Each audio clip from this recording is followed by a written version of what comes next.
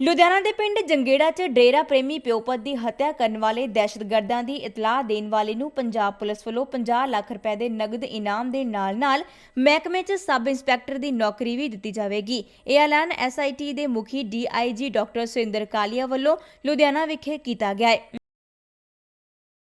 Public ਦੀ support ਵੀ ਚਾਹੁੰਦੇ ਆ ਇਹਦੇ ਵਿੱਚ ਹੋਵੇ, ਕਿਉਂਕਿ ਉਹਨਾਂ ਦੇ ਵੀ ਸੀਸੀਟੀਵੀ ਵਗੈਰਾ ਲੱਗੇ ਹੁੰਦੇ ਆ, ਦੇਖਦੇ ਆ ਜਿੱਧਰੋਂ ਆਇਆ ਲੋਕ ਜਾਂਦੇ ਆਉਂਦੇ ਆ। ਉਹਦੇ ਵਿੱਚ 50 ਲੱਖ ਰੁਪਈਆ ਇਨਾਮ ਰੱਖਿਆ ਜੇ ਕੋਈ ਬੰਦਾ ਇਸ ਚੀਜ਼ ਨੂੰ ਸਪੋਰਟ ਕਰਦਾ, ਇਸੇ ਦੱਸਦਾ ਆ ਤੇ ਉਹਦੇ ਨਾਲ ਇਹ ਬੰਦੇ ਫੜੇ ਜਾਂਦੇ ਆ। ਨਾਲ ਦੇ ਨਾਲ ਇਹ ਵੀ ਹੈਗਾ ਕਿ ਜੇ ਉਹ ਦੱਸਣਗੇ ਹੋ ਜਾਊਗਾ ਸਾਨੂੰ, ਤੇ ਉਹਦੇ ਵਿੱਚ ਇੱਕ ਸਰਵਿਸ ਵੀ ਦੇਵਾਂਗੇ ਅਸੀਂ। ਸਬ ਇੰਸਪੈਕਟਰ ਸਾਡੇ ਪੁਲਿਸ ਦੇ ਵਿੱਚ ਭਰਤੀ ਹੁੰਦੇ ਆ, ਇੱਕ ਉਹਨਾਂ ਸਬ ਇੰਸਪੈਕਟਰ ਵੀ ਭਰਤੀ ਕੀਤਾ ਜਾਊਗਾ। ਨਾ ਜਿਹੜਾ ਉਹਨਾਂ ਦਾ ਅਸੀਂ ਬਿਲਕੁਲ ਨਹੀਂ ਦੱਸਾਂ ਕਿਸੇ ਨੂੰ ਵੀ। ਪੁਲਿਸ ਦਾ ਕਹਿਣਾ ਹੈ ਕਿ ਉਹ ਪੀੜਤ ਪਰਿਵਾਰ ਨੂੰ ਕੀਤੇ ਵਾਅਦੇ ਮੁਤਾਬਕ ਮੁਲਜ਼ਮਾਂ ਨੂੰ ਛੇਤੀ ਕਾਬੂ ਕਰਨ ਦੀ ਕੋਸ਼ਿਸ਼ ਵਿੱਚ ਹੈ। ਲੁਧਿਆਣਾ ਤੋਂ ਨਰਿੰਦਰ ਮਹਿੰਦਰੂ, ਜਗਬਾਣੀ ਟੀਵੀ ਲਈ।